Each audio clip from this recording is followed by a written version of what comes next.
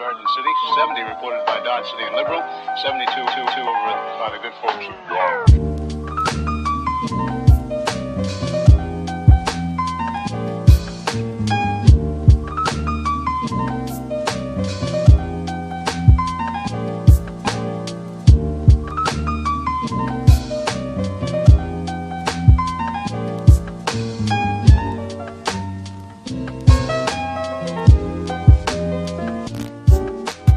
And in the Ponca City Blackwell area, 68 degrees today.